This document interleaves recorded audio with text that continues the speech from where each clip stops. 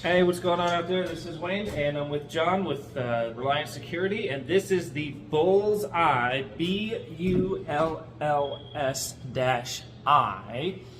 door coring jig. So, we're actually going to be using this to core this door here. You can use this to core across the door completely, like the 36 inches a door would normally be across the door this way. Or you can actually core it lengthwise, which is what we're doing here in order to install your electronic access. We're going to be putting some electronic access, some mag locks on this system. So we need to get the wiring to our exit devices so that it can cut the power to the mag lock and allow the door to operate. We're going to show you how this thing works very shortly. This is a very robust, heavy-duty, long system that actually clamps onto the door and really prevents the drill bit from veering almost better than any other product out there on the market. So check it out and we'll get this thing going for you. Alrighty, here John's going to go ahead and get started. There are actually 2 drill bits that are required to operate this system. Well, technically they're not required, but it does make it a whole heck of a lot easier. If you're going to start drilling, start using the smaller 24-inch drill bit that is supplied in the kit, and it has less deflection and flexibility on it, so it's going to be a whole lot easier to control. Sink that 24-inch bit as far as you can, and then you'll switch over to the longer drill bit. One of the really nice features that this particular drill bit offers, and this system offers, is a way that you can actually drill down the door like we're doing here. Drilling down the door, we're doing this so that we can get a wire from the top of the door that's going to interact with the mag lock, and it needs to go down to the middle of the door, roughly that 36 and 48 inch hardware position mounting location on the door, and it needs to bring power or wire down to there so that it can cut power to the mag lock when a electronic exit device or a crash bar is installed for the mag lock to work. Here John's putting in the longer drill bit. Now you'll notice there is a little bit of a drilling technique for this.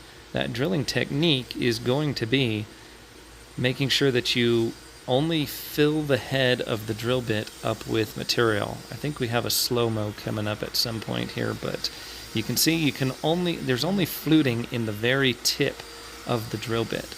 That means that you're only going to be able to fill that tip with the fluting. Here's the slow-mo right here. So that's all the material that gets ejected. You can see how he pushes the drill bit in, fills the head out, and then it comes out and ejects all that material into this open little pocket right here. That's doing exactly what it's designed to do. If you just try and run this drill bit through the door, it's going to pack up full of cut material, and you're going to burn up the drill bit, burn up your drill, and possibly blow the door out. Those are all going to be bad things to happen. So really, what we want here is high speed and lots of material ejection. That's going to be the best setup for this particular equation. There we have one door done.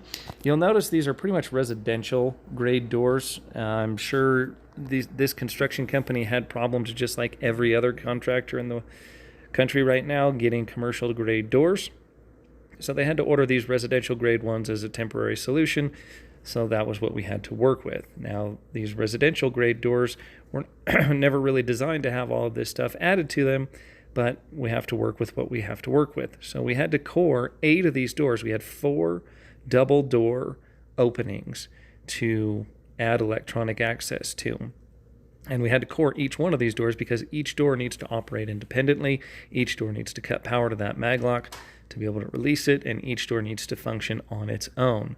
So we've got the door set up on the sawhorses. Then we put a little piece of painter's tape down, measure how far back we need to drill. This is going to come in handy when we're trying to locate that hole later. So that's what John's doing right now, is he measured how far over that jig was when we drilled into this particular unit. We use that same measurement to try and locate the hole. Now, this is one of those things that will just happen. I wanted to make sure we included this footage in this video. We had to go hunting just a little bit. So what we're doing right now is we're trying to figure out where that hole ended up. You would actually be very surprised how much deflection actually happens when you're drilling these holes, even with the jig. This hole ended up almost over by the glass. You can see John is drilling in and drilling over. Basically, we have one hole. We need to try and move that hole around until we find where this drill bit ended up making its tunnel through the door and where it ended up coming through so that we can run the wire down through there. Again, we're still looking for this hole. Sometimes it could be a little bit more over towards the glass side. Sometimes it might be more towards the outside of the door. But either way, eventually we'll run into it and find it. We did find that one. We had to drill 2 different holes to get in there. But here's another door coring from the very beginning. Put that painter's tape down. Mark out the same distance from the edge that you are in 2 locations. Mark that on your painter's tape to not mark it on the door, and then go ahead and clamp the jig in place.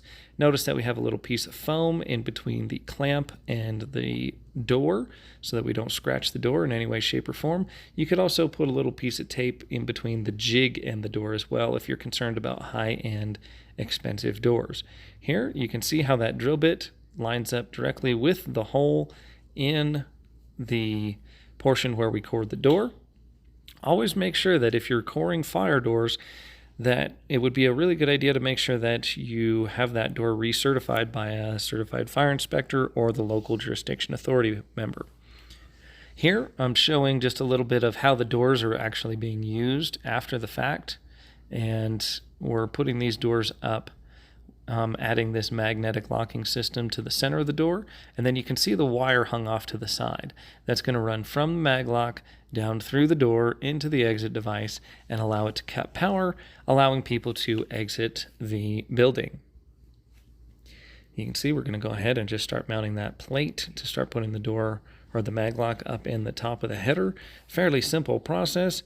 Get alignment from each of the doors. These have templates on them, so it's really just a matter of sinking some wood screws and drilling some bolts and through bolts for the main door. And there you have it. There's the contact information for Bullseye Products if you'd like to get in contact with them. There's a picture of the PDH300 and my website, Lock Reference, for more information.